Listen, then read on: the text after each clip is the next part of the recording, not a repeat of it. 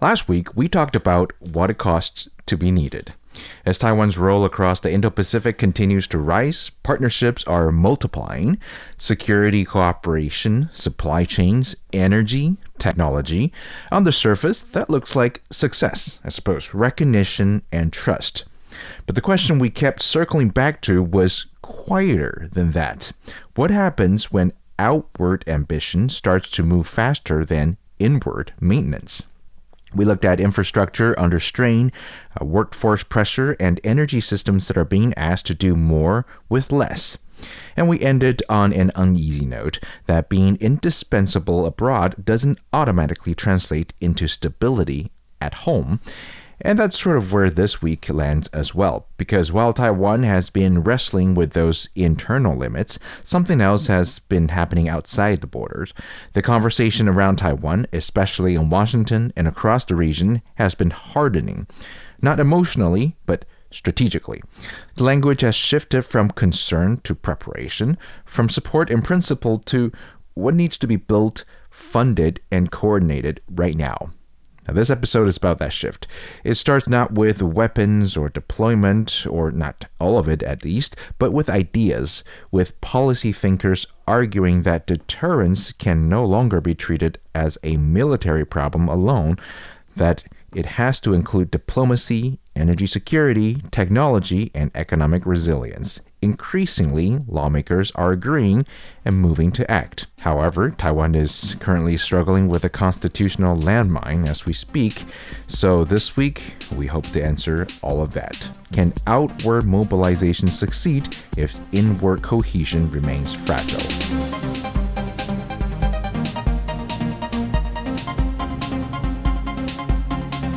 Hi, you're listening to Beyond the Reefs, a show produced by Radio Taiwan International. Here we talk about socioeconomic issues that are faced by Taiwan and their broader impact around the world beyond the reefs of this island nation.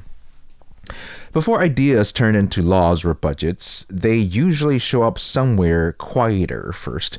In this case, that place is the Atlantic Council. It's a Washington-based think tank that sits at the intersection of policy, security, and foreign affairs. It doesn't make laws, it doesn't command armies, but it plays a big role in shaping how policymakers think about global problems before decisions are made. And this week, the Atlantic Council's Global China Hub released a report look at how China pressures countries to cut ties with Taiwan and what the United States and Taiwan can do to push back. The message was quite straightforward, actually. Deterrence today isn't about military strength. It's about diplomacy, economics, technology, and political coordination all working together. At the event, Deputy Representative of the Taipei Economic and Cultural Representative Office, that's TECRO, in the U.S., his name is Johnson Chang, highlighted Taiwan's diplomatic partners, especially in Latin America, the Caribbean, and the South Pacific. He said those relationships quietly contribute to stability in the Taiwan Strait, even if they don't always make headlines. What matters here isn't just what the Atlantic Council was saying, it's why it's being heard. Think tanks like this function as an early warning system. When their language starts to harden, it usually means the policy world has already moved past abstract debate. The question is no longer whether China poses a challenge, but how pressure is actually applied and how it's countered without triggering open conflict. What's notable is how integrated the thinking has become. Economic coercion, diplomatic isolation, and gray zone pressure are no longer treated as side issues. They are front and center to how competition works. This fits naturally into Washington's broader idea of, quote, integrated deterrence. It's a strategy that applies not just on military power, but also on alliances, trade, technology, and political alignment. Taiwan isn't just a security partner in that framework, it's a stress test. Now, because almost immediately the same logic began showing up somewhere louder and more consequential on Capitol Hill, what analysts frame as a structural problem, lawmakers are beginning to treat as a deadline. So the shift became clear this week when U.S. lawmakers released a bipartisan report calling for faster and broader support for Taiwan. It's titled 10 More for Taiwan, unveiled by leaders of the House Select Committee on Strategic Competition with the Chinese Communist Party. It argues that China's military pressure has intensified to the point where deterrence can no longer be delayed or piecemeal. Lawmakers pointed to assessments suggesting Chinese leader Xi Jinping has instructed the People's Liberation Army, PLA, to be ready for Taiwan by 2027, making the next year or two especially critical. In response, the report calls for accelerating weapon deliveries, strengthening logistics, and expanding cooperation on energy security and civil defense. Importantly, it's also going beyond military aid, urging progress to be made on trade and technology agreements, supply chain protection, allied coordination, and along the First Island chain, support for Taiwan's participation in international organizations as well. What's striking is how closely this mirrors the think tank conversation that came before it. Lawmakers aren't debating principles anymore, they're debating timelines. If deterrence is about preventing miscalculation, then speed matters, not just how much support is promised, but how quickly it shows up. Energy stands out here for a reason. It's an acknowledgement that Taiwan's security isn't just about jets or missiles. It's about whether factories can run, whether ports can function, and whether society holds together under stress. The bipartisan nature of the report matters too. In an era deep of political divisions in Washington, Taiwan remains an area where consensus is tightening, not loosening, and when that happens, it tends to unlock real follow-through, budgets, authorities, and institutional commitments. Now, because one urgency is already agreed upon, the next question is simple. Does it translate to real money, real program, and real systems? And in Washington, that answer usually arrives through legislation. So Washington moved past agreement. The next phase following quickly is execution. That shows up then in Congress with the passage of the National Defense Authorization Act, or NDAA, the massive annual defense bill that sets priorities, fundings, and authorities for the U.S. military. This year's version includes $1 billion for the Taiwan Security Cooperation Initiative. We already talked about that several episodes ago, which aimed at strengthening Taiwan's defense capability, especially in areas like unmanned systems and counter-drone technology. It also calls for expanded U.S.-Taiwan Coast Guard training and requires the Pentagon to submit a long-term Taiwan security assistance roadmap. Then came the hardware. The U.S. government notified Congress of a record $11.1 billion arms sales package for Taiwan, the largest single weapons package ever announced. It includes systems focused on mobility, precision, and survivability, HIMARS long-range rockets, artillery upgrades, anti-armor weapons, loitering munitions, and missile sustainments. Taiwan's defense ministry emphasized that much of the package supports asymmetric warfare, the idea of making any potential attack costly, complicated, and slow. The U.S. State Department has approved the sale of more than $10 billion of weapon systems to Taiwan, the second such sale under the current Trump administration.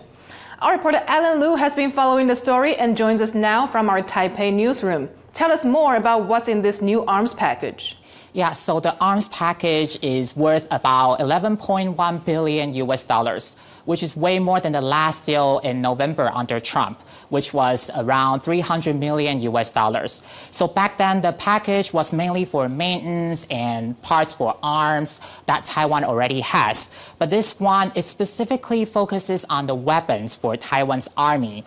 So that includes different types of munition, artillery, and missiles. That also specifically includes the HIMARS rocket systems, which has played a big role in the Russia-Ukraine war. The Defense Ministry says it welcomes the move and says that it will help boost Taiwan's asymmetric warfare capabilities in the future, which basically means it could help Taiwan fight a bigger enemy in the future. Taiwan's special defense budget is still currently held up in the legislature, so the defense ministry says it still needs the budget to be approved before they can move forward with the purchases. Some experts I spoke to told me that these weapons are to boost Taiwan's army's capabilities, particularly the HIMARS rocket systems and the self-propelled artillery systems, which in total are worth about $8 billion. They also say the artillery systems is especially important because the current stocks in Taiwan are mostly outdated and couldn't really keep up with the modern warfare. The package still needs to be certified by the U.S. Congress for it to take effect. But the expectation here is that the deal will happen, as the Defense Ministry says it could go forward in just about a month. At the same time, the conversation expanded beyond defense. U.S. officials highlighted Taiwan's role in critical supply chains, particularly semiconductors and emerging AI technologies. Taiwan was invited to participate in discussions like the U.S.-led Pax Silica initiative, which focuses on securing key materials and manufacturing capacity for artificial intelligence.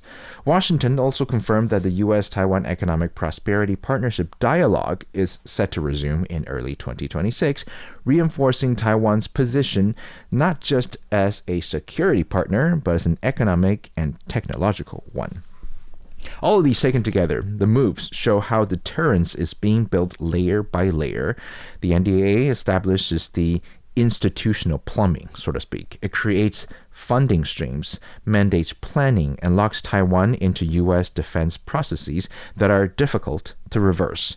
The arms package adds the physical weight to that commitment, signaling that deterrence is no longer theoretical. It's being stocked, deployed, and maintained.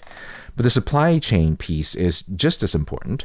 By tying Taiwan into AI, semiconductor, and technology resilience framework, Washington is making Taiwan harder to isolate economically. That matters because modern coercion doesn't start with missiles. It starts with pressure on trade, investment, and access to critical inputs. There's also a timing element. Military systems take years to integrate, train, and operate. Supply chain coordination and economic dialogues take even longer. By moving on both tracks at once, the United States is trying to shorten the gap between intent and resilience. The risk, of course, is imbalance. External support is accelerating quickly. Systems are being built, commitments are being made, but none of this substitutes for Taiwan's own capacity, political, social, and institutional, to absorb pressure over time. And that tension becomes even clearer when we widen the lens beyond Washington. So the U.S., Japan, and the Philippines have been strengthening coordination to deploy anti-ship missile systems and expand maritime control capabilities along the first island chain. Now, if you really think about it, this is quite incredible because the U.S. is about to celebrate its 250-year anniversary next year, which means that between the preparation for the celebration and the four promised meets between the U.S. President Donald Trump and the Chinese leader Xi Jinping, this is a clear sign of putting a lot of chess pieces in play. But as regional system tightens and external coordination accelerates, it throws another issue into sharper relief because even the strongest external architecture can't compensate for internal fracture, and that's where Taiwan's domestic political tension enters the story this week. This week, President Lai Ching-te delivered a recorded national address calling on the legislature to withdraw a series of contested bills. He warned that the proposals risk undermining Taiwan's constitutional order, fiscal stability, and democratic governance at a moment of heightened regional pressure. At the center of the dispute are amendments that would significantly alter how government revenues are allocated, potentially forcing the central government to borrow more than $560 billion in 2026 alone. That's new Taiwan dollars, by the way. The president also criticized efforts to roll back pension reforms, saying they would sharply accelerate fund depletion and impose long-term fiscal burdens. And beyond fiscal issues, Lai raised questions about delayed budget reviews, including defense-related spending, and proposed changes to nationality laws that could allow dual citizens from China to hold public offices in Taiwan. The standoff reflects deeper tension between the executive branch and the opposition-controlled legislature, with both sides invoking democratic legitimacy. So what makes this moment difficult isn't just disagreement, it's timing and trust.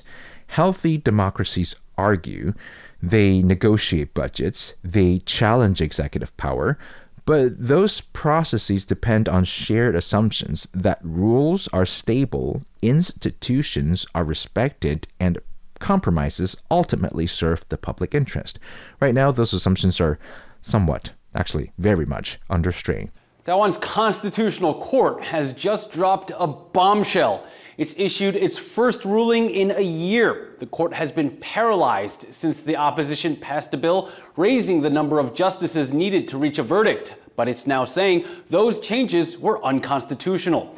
For more, our reporter Tiffany Wong joins us live from our Taipei newsroom. Why is this so groundbreaking? Well, this is an unprecedented ruling. The Constitutional Court says that there were major flaws in the legislative process when these bills were passed in January, and that it violated constitutional principles as well as Taiwan's checks and balances.